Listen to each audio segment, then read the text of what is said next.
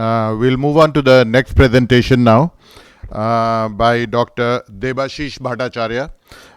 Sir is our former All India Ophthalmological Society president also, and he has one of the most successful group practices, Disha Eye Hospital Group in Barakpur in West Bengal, and he will be talking today on how do I structure my organizational activities to tackle manpower needs.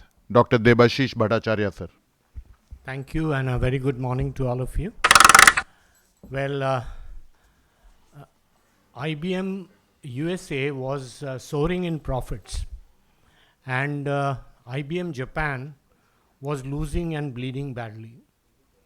So IBM thought, why not put the US ways into Japan? And the result was there were more losses. So essentially, let us first understand that what works in a particular demography, in a particular culture, may not work somewhere else. So essentially, we will be talking about the Disha experience. So might not be true for all of us. India is a very big demography and a very diverse too. Oh.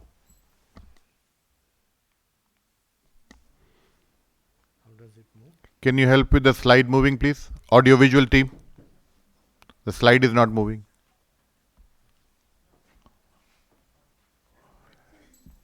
Another technologically advanced son. He is Dr. Debashish Bhattacharya's son, who is taking care of Disha Eye hospitals. It's important for us that we understand that every organization evolves around its fundamentals, its core thing. So ours was it came out of a superfluous practice and then into a hospital, and eventually we followed our followings, and now we have 18 centers which does 12 lakh patients a year and about a lakh of surgeries. And we aspire that the last person we can reach and we can attend his aspirations to participative healthcare, and by providing quality eye care at affordable cost. So that is the bottom line. We really work hard on costs, and as Anand was saying, that the best thing to use and the cheapest thing to use to minimize cost was technology. So one thing definitely comes in this patient experience is on-time services. We had always a lot of patients. I mean, we never ran out of patients. So on-time service was a very big thing. And that is where the concept of appointments came. So, today we give 5,000 appointments every day. There are 20% dropouts, and the 20% are filled in by the emergencies or the walk-ins. So not like our bigger brother Arvind, where people can manage so many people walking in.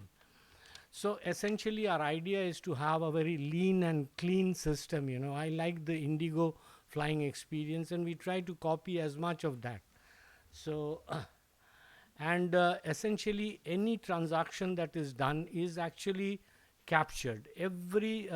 Almost we try to capture every transaction in our premises. And definitely scheduling is a very big thing, and that is where the strategic minds and the seniors in the hospital are involved to schedule, which goes down to even a data entry operator or even the housekeeping. And essentially we have a very flat organization. It's just doctors, and there are staff of various age groups with various responsibilities.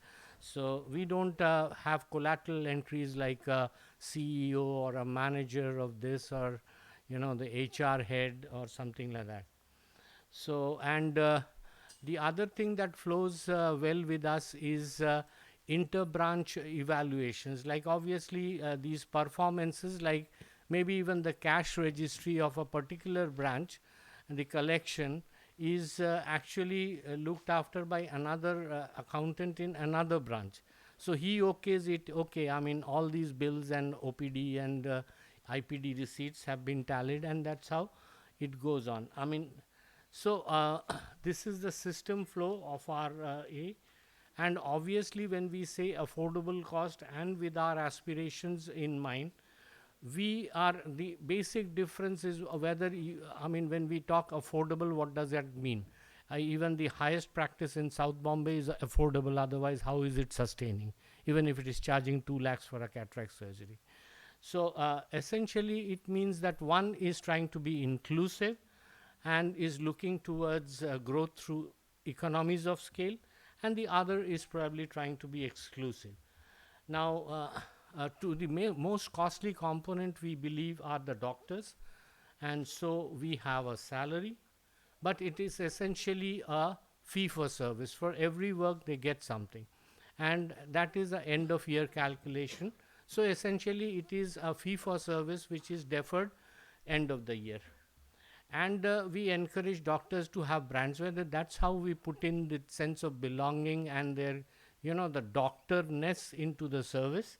And obviously we incentivize brands in the sense that suppose a joining in doctor would get 2500 for a cataract surgery. Well, if he is a brand, then he chooses not to operate on Disha patients but his own patients. So there he gets 5000. So he gets double the what he gets, and then he is then a separate entity altogether. So following this, I mean, consultants earn from 1.5 to 11 lakhs per month. We pay more in the districts because those are areas where doctors usually don't like to go. They want to stay in the city. The average salary is around 4.5 lakhs. The recruitment is mainly through fellowship programs. We cannot afford other training programs because all is funded by patients' revenues. And of course, we take from collateral entries. And evaluation, yes, I mean, one factor which we consider very importantly is the compliance. How much did you advise and what was your compliance ratio? So we play a lot of emphasis on that. And on that, a cataract surgeon probably is the vision at operation, whether he's operating at 6.9, 6.6, 6.6, 6.12. So those are important. So this is the monthly payout. I can share it with you. So again, in the staff area, we recruit usually graduates. Now it is always below 25 because we are a 25-year organization. So the organizational age is becoming a big consideration. Near home helps. And we test them on computer skills and communication skills. Somebody has good communication skills, then they will be in the front desk or a counselor, that kind of area. They have good computer skills, backups or data entries and technicians, this kind of area. So that's where in this 1 year we distribute them. And even the top staff who probably does strategic screening grow through the ranks. So there are, and how do we improvise, which is about 9% is our staff cost of our total revenue, because they become, they do multiple functions. That's how they grow up the ladder. They're trainers, they're facility heads, they're system heads. Facility heads meaning they look after a particular branch.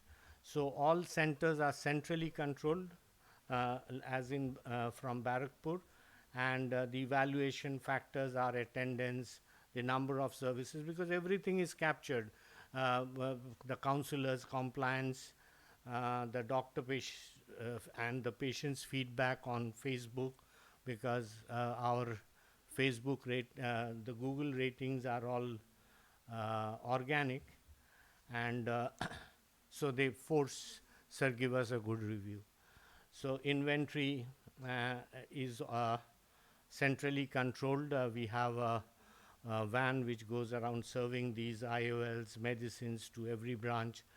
There's the instruments which are other than medicines, stationaries, IT, specs, pharmacy instruments. What we outsource is security, housekeeping, canteen, the MEP, the electrical and air conditions, etc. Mediclaim, I want to share this small point with you. We have this outsourced to an organization called ITU. They take 4% of the surgical revenue, but that ensures that, we start deducting after a year, so 100% of the bills are come back. So whatever has not come back after 1 year, we start deducting from there 4%. So these are our staff strength. What I want to emphasize, this is the staff strength, right, Ronnie? Yeah. So we operate these hospitals. We have outsourced people, but 768 staff handle 100 doctors across 18 centers. So we, I think, do a fair good job. And this is the age that I was trying to say. So we're trying to improve on that 20 to 25 years. If you say how many people leave us, not many really, but I think it will be around 8 to 10%. And these are our vital staff, that people at that 45, after 50, sometimes some people are a problem, but that you have to respect. But these are the people who have brought you here, so so the salary range, this plus of course 2 months incentive at least, and of course we provide food for every employee on the campus, at least the afternoon lunch. So I didn't know what to handle this topic, because it's like, how do you run across the organizational activities depending to tackle manpower needs. Well, I think manpower is perhaps the most important is the most important capital that we will be will be available to us, and that's why our country is so positively poised, because we have such a young bloom, as this LDP program itself shows. And so I think our biggest capital is human capital, and we must definitely use it to the maximum. Thank you very much. Thank you so much, sir. Before I come to Dr. Vandana for her views on this, sir, we know that from a very small clinic in Calcutta, you have grown into $1 million hospital. What would your one message be to the youngster? Because everything that you have shown is what Disha is now. But you had a long journey. And what would your small message be to the young crowd in this leadership development program of how they should go about trying to reach the same goals that you have achieved? It's always brick by brick. It has been for me and for Disha also. And at every step, suppose you have constructed this much, you are in a position to give. So share that position. Giving or sacrifice is not a big connotation.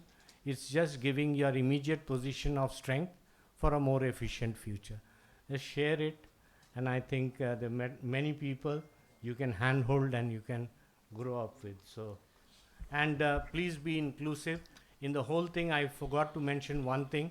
I think the objectivity of even the smallest practice or the most elitist practice should be, the most elitist practice should incorporate a staff who can actually get themselves operated with 2 lakhs, or their parents operated. So at least see that your staff are comfortable with the rates of the hospital, because we are 1 doctor or 2 doctors or 100 doctors, but there are 10 people backing us. So those 10 people at least will go back to the community, and that's what the image of the hospital is. And if they say that a hospital is expensive or is unaffordable, the whole exercise, I think, is futile.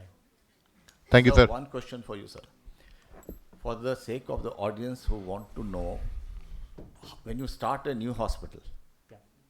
how do you plan it? How do you infuse the capital, and how do you make it work?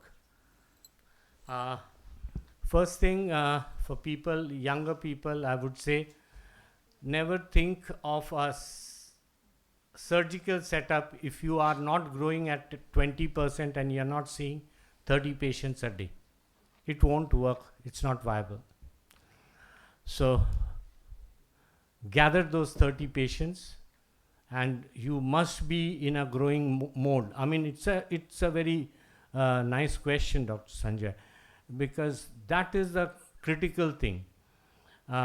Because there are surgery centers on offer, and the surgery centers probably, I mean, the Calcutta, they give you for 8,000, good infrastructure.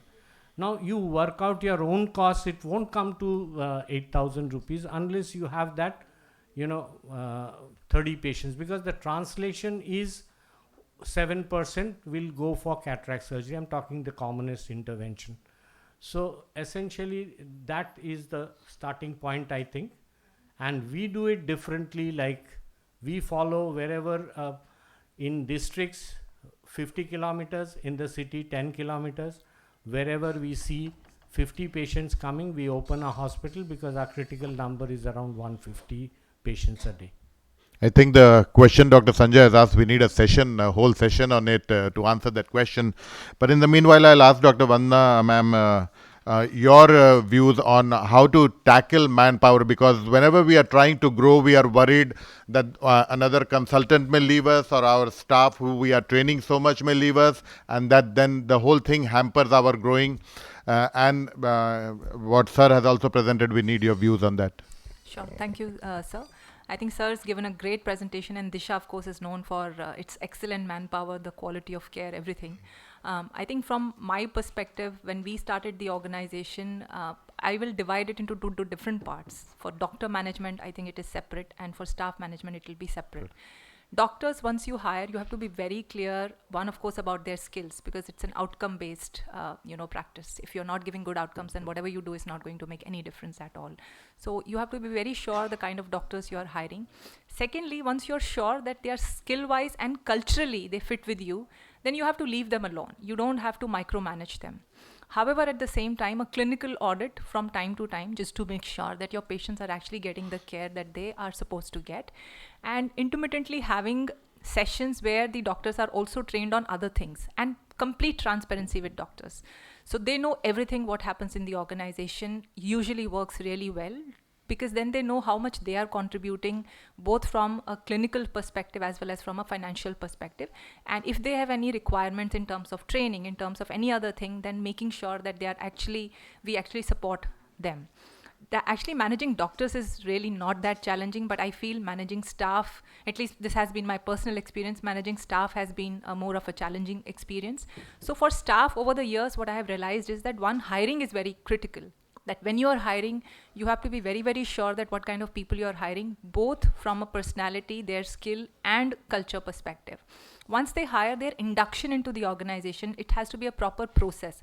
Because normally what happens in any organization is once somebody joins, you just throw them into the department that, okay, now you go do your work. But I think it's very important that they are actually inducted into the organization and they understand what the organization is all about, what we do, and why they are also an important part of the organization. The second part would be their continuous training, because we expect people to do work, but from time to time, naturally things happen whereby staff is not able to do their work as effectively as you would want them to. In that situation, a continuous monitoring and training is very, very useful. And sometimes it can be a generalized training where you're doing motivation, you're inspiring them, but sometimes it has to be a very specific training related to their area of expertise and how they can become better. Normally we say that if something is not going wrong, and it can be because of two things. Either your processes are not right, or the person sitting is not right. And more often than not, it's not the person, it's the processes. So once you're very clear that your processes are right, then definitely you need to make sure that you're training your staff repeatedly.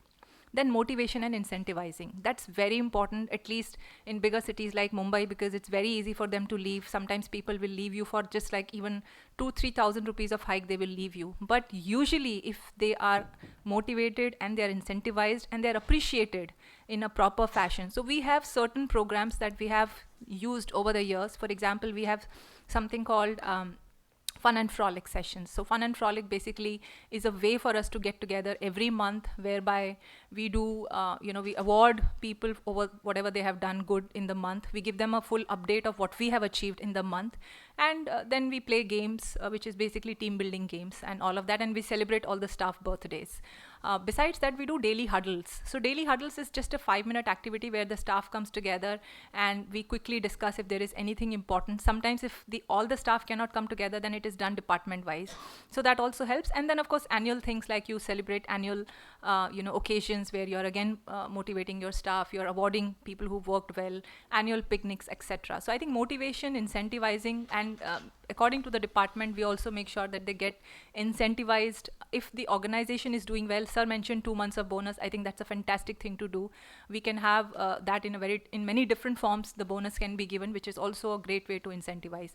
So if I have to say 4 ways, one is hiring well, secondly induction well, third is training, and fourth will be motivation and incentivizing. Those 4 pillars can actually make staff stick with you for a very long time. I'm so glad I asked you the question. Thank you so much for the inputs. Dr. Preetham Samant. I just wanted to add, if you have understood, I think, as I said, the IBM story, I think we have a bank of 4,000, the HR has a bank of 4,000 people waiting to get employed. We can Wow. pick and choose. Satyajit might also have a similar experience because we come from the East. But, it has its own problems because the staff performs best up to the age of 45, 50 at the most. But then what? That is another area, but yes, we accept it as a gratitude. So we are running low on time, so just one quick comment from Dr. The Preetham. second thing is, about doctors. What we said about the brand stuff, please understand, that's the time when doctors leave 40. And that's where they expect more. And that is where organizations, or even in your practice, that young friend will be jittery to leave, because the moment he knows, he appreciates his brand value, we don't respect. And please, be frank on money, even with the staff. I mean, our biggest subsidy is in the OPD. In Disha's, frugal minimalism, our OPD patient, one OPD patient beyond consultation costs 322 rupees. That's not the doctors just, all that appointments, everything, optometrists, it costs space, instruments, it costs 322 rupees. So we must make them, the doctors realize. When we calculate a doctor, we explain them that, see, for one surgery you have to see 15 patients. 15 patients into 300 rupees. That is 4,500 rupees of subsidy before you have done a cataract surgery.